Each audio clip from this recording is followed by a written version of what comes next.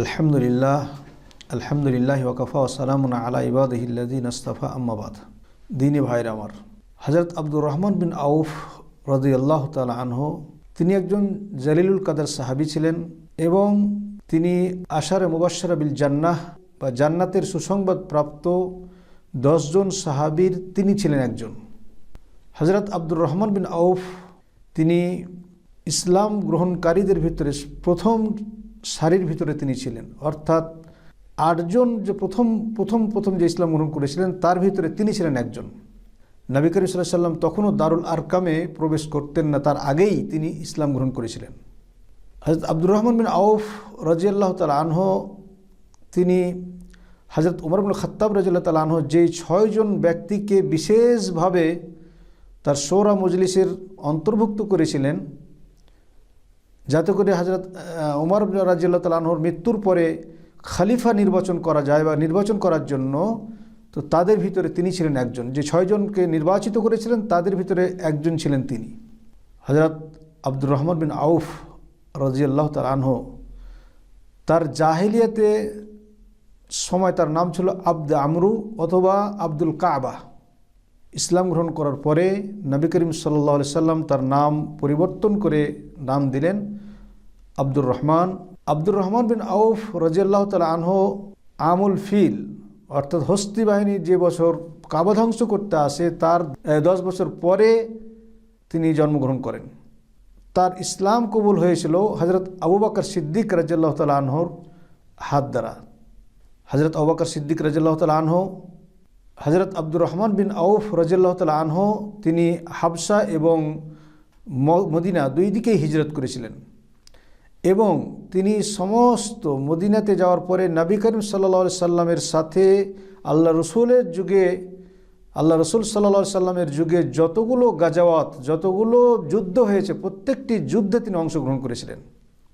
তিনি বদরের যুদ্ধে অংশগ্রহণ করেছেন, ওহদের যুদ্ধে অংশগ্রহণ করেছেন, খান্দাকের যুদ্ধে অংশগ্রহণ করেছেন, বায়াতুর রিদওয়ানে তিনি অংশগ্রহণ করেছিলেন এবং দাওমাতুল জান্দাল সেখানেও সারিয়াতুল দাওমাতুল জান্দাল সেখানে আল্লাহ রাসূল সাল্লাল্লাহু আলাইহি সাল্লাম তাকে পাঠিয়েছিলেন। হযরত আব্দুর রহমান বিন আউফ রাদিয়াল্লাহু তাআলা আনহু ওহুদের যুদ্ধে যখন নবী করিম সাল্লাল্লাহু আলাইহি সাল্লামকে চারিদিক থেকে ঘিরে ফেলেন, তখন সবাই যখন সেখান থেকে পালিয়ে গিয়েছিল তখন 2 জন সাহাবীর ভিতরে একজন ছিলেন হযরত আব্দুর রহমান বিন আউফ। তিনি আল্লাহ রাসূল সাল্লাল্লাহু আলাইহি সাল্লামের হেফাজতের জন্য দাঁড়িয়েছিলেন, তিনি পালিয়ে যান নাই এবং তিনি সেই সময়ে তার দাঁত জ্বর থেকে তার দাঁত পর্যন্ত ভেঙে গিয়েছিল, তার দাঁত উপড়ে গিয়েছিল এবং প্রায় অনেকগুলো জখম তার শরীরে পৌঁছেছিল, অনেকগুলো তিনি জখম হয়েছিলেন সেই সময়ে। হযরত আব্দুর রহমান বিন আউফ হযরত উমর রাদিয়াল্লাহু তাআলা আনহু আব্দুর রহমান বিন আউফ রাদিয়াল্লাহু তাআলা আনহুকে মুস্তাশির অর্থাৎ পরামর্শদাতা হিসাবে তাকে রেখেছিলেন এবং যেই 6 জন শোরা মজলিসের পরামর্শদাতা যে মজলিস তৈরি হয়েছিল তার 6 জন ব্যক্তিকে নিয়ে সেই 6 জনের ভিতরে তাকেও তিনি মনোনীত করেছিলেন। আর এই 6 জন ব্যক্তি এমন ছিলেন যে নবী করিম সাল্লাল্লাহু আলাইহি সাল্লাম যখন ইন্তেকাল করেন তাদের উপরে অত্যন্ত সন্তুষ্ট এবং খুশি ছিলেন। হযরত আব্দুর রহমান বিন আউফ রাদিয়াল্লাহু তাআলা আনহু তিনি আশারে মুবাশশারা বিল জান্নাহ জান্নাতে 10 জন সুসংবাদ প্রাপ্ত সাহাবীর একজন ছিলেন। নবী করিম সাল্লাল্লাহু আলাইহি সাল্লাম যে হাদিসের ভিতরে বলেছেন আবু বকর ফিল জান্নাহ ও ওমর ফিল জান্নাহ ওসমান ফিল জান্নাহ, সেখানে নাম নিয়েছেন ও আব্দুর রহমান বিন আউফ ফিল জান্নাহ। তিনি জান্নাতের সুসংবাদ দুনিয়াতেই প্রাপ্ত হয়েছেন, তিনি পেয়েছেন তার কর্তৃত্বের কারণে, তার ইসলাম প্রিয় নবী প্রিয় এবং দিনের কর্মের ফলে। হযরত আব্দুর রহমান বিন আউফ রাদিয়াল্লাহু তাআলা আনহু তিনি একজন তাজের ছিলেন, অত্যন্ত সম্মানিত এবং ভদ্র মানুষ ছিলেন। নবী করিম সাল্লাল্লাহু আলাইহি সাল্লামের জামানাতে তিনি অত্যন্ত ধন সম্পদের মালিক ছিলেন, পরে আরও ধন সম্পদের মালিক হয়েছিলেন। এমনকি বলা হয়েছে যে নবী করিম সাল্লাল্লাহু আলাইহি সাল্লামের জামানাতে তার একবার তিনি তার পুরো অর্ধেক সম্পদ তিনি আল্লাহর রাস্তায় দান করেছিলেন। সেই সময় তার সম্পদ ছিল 8,000 দিনার, তার ভিতরে 4,000 দিনার তিনি আল্লাহ রাসূল সাল্লাল্লাহু আলাইহি সাল্লামের কাছে সাদকা করেছিলেন। এরপরে হযরত ওমরের জামানায় তার নিজস্ব সম্পদ থেকে তিনি 40,000 দিনার আল্লাহর রাস্তায় সাদকা করেছিলেন। তিনি আল্লাহর রাস্তায় 500 ঘোড়া খরিদ করে কিনে জিহাদের জন্য দান করে দিয়েছিলেন। তিনি বলা হয়েছে কেউ কেউ বলেছেন 500, কেউ বলেছেন 1500 রাহেলা তৈরি করেছিলেন জিহাদের জন্য, এই ইসলামের জন্য।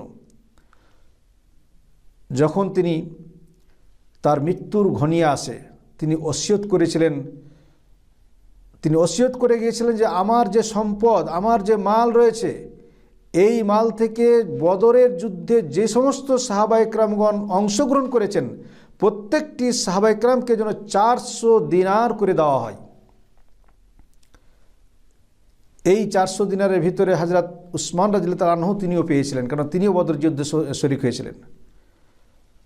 এবং তিনি মৃত্যুর সময় ওসিয়ত করে গিয়েছিলেন উম্মাহাতুল মুমিনিন অর্থাৎ নবী করিম সাল্লাল্লাহু আলাইহি ওয়াসাল্লামের স্ত্রীদের জন্য একটা বড় সম্পদ, বড় একটা মাবলাগ, অনেক টাকা পয়সার কথা তিনি এবং অনেক সম্পদের কথা তিনি ওসিয়ত করে গিয়েছিলেন যে এই জিনিসটা বা এই টাকা পয়সাগুলো বা এই জিনিসগুলো উম্মাহাতুল মুমিনিনদের জন্য বরাদ্দ থাকবে, তাদেরকে দিয়ে দেওয়া হবে। তিনি তার ধন সম্পদ দ্বারা অনেক গোলাম আজাদ করেছিলেন, অনেক বাড়ি কিনে মানুষকে, গরিব মানুষকে দিয়েছিলেন এবং তার ধন সম্পদের দ্বারাতে তিনি অনেক কাজ করেছিলেন। হযরত আব্দুর রহমান বিন আউফের মা শেফা বিনতে আউফ বিন আবদ তিনি ইসলাম গ্রহণ করেছিলেন এবং তার সাথে হিজরত করে মদিনাতে চলে গিয়েছিলেন।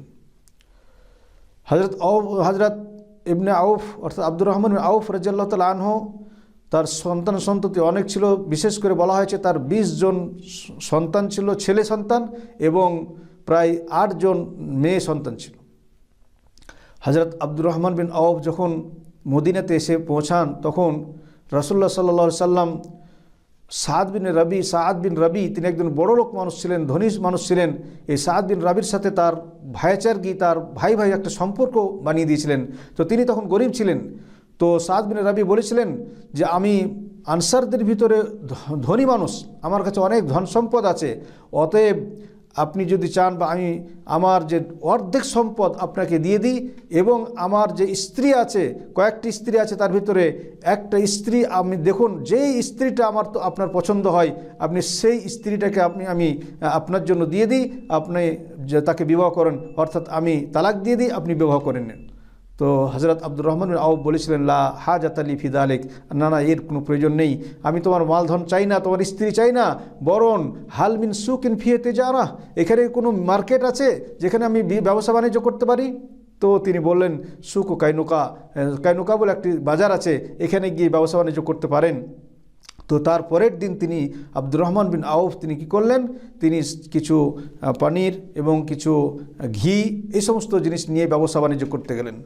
কিছুদিন পরেই তিনি অনেক পয়সার মালিক হলেন। এরপরে তিনি বিবাহ করলেন।